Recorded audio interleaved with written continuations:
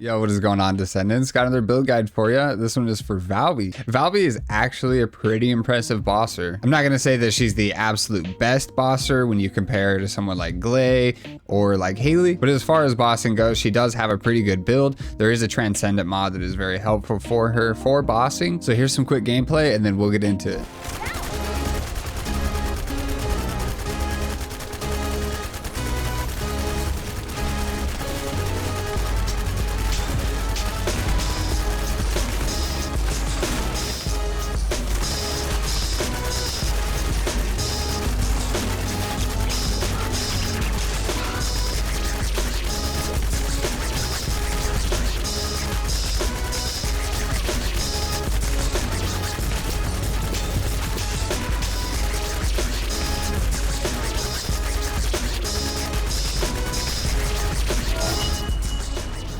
So going over our mods, we have Supply Moisture, Increased HP, Agony, Maximize Duration, Time Distribution, Stim Accelerant, Spear and Shield, Increased Defense, Maximize Range, Shot Focus, and Mid-Air Maneuvering. I left this slot uncatalyzed because there's actually a couple options. It's going to be up to you. What I'm going to recommend is going to be one of these mods down here, like Heat Release, Perfect Antivenom, Anti-Freeze Solution. Any of these mods are what I do recommend for boss fights, just for survivability, right? Two other options for mods that you could use would be Enlightenment for more max MP, or maybe Skill Cost for maximize efficiency. This last slot is going to be up to your preference, but personally, if I am going to recommend a mod, it's going to be one of these down here.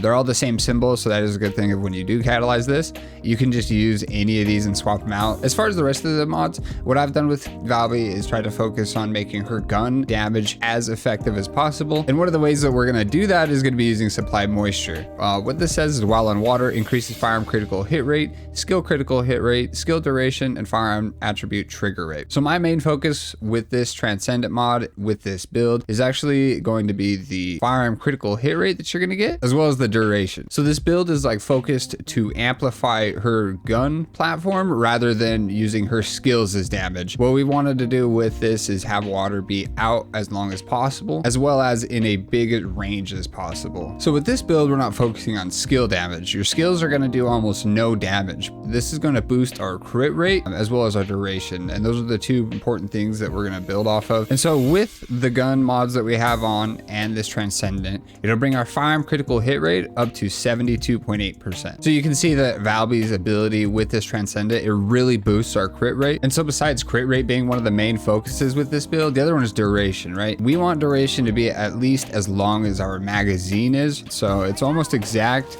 the amount of time it takes you to empty your magazine.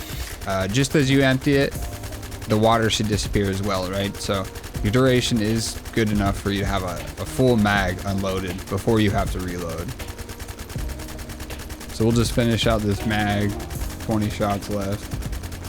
And then bada bing, bada boom, we reload, and then the duration resets, right? And I'll show the build that I have for Enduring Legacy. As far as our externals, we're using the Materialized Phase Reactor with Enduring Legacy mounting, non-attribute, and Dimension Skill Power Boost Ratio, and then skill cooldown and skill duration up. With our externals, I normally would have a full set.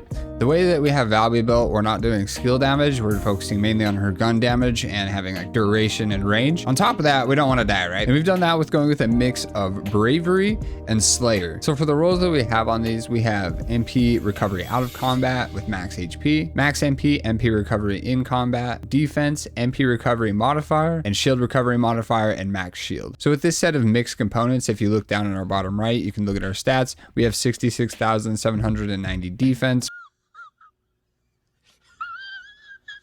1,000 shield, 16,350 HP. If you want to go with like a full 4 set, the other one I would recommend for bossing is going to be the Slayer set. The reason is because with a 2-piece, you get general rounds capacity, and then with a 4-piece, the only part that I care about is actually rounds per magazine with this build. So with the Slayer set, when you look at our stats down here on the bottom right, it's 36,246 defense, 1,300 shields, 16,350 HP. And these stats with the Slayer set all of the rolls on the externals are exactly the same as the set that I showed you with 2-piece Bravery and the 2-piece Slayer. So if you want more ammo, the Slayer set is going to do that. But if you want all that defense and survivability, that's going to be from that 2-piece Slayer and the 2-piece Bravery. And like I mentioned earlier, we are using the Enduring Legacy as our bossing weapon. I have firearm critical hit damage, attribute of status, trigger effect rate, fire attack, and firearm attack as my rolls. We have the fire attack on here because it's going to help proc the ability of this weapon.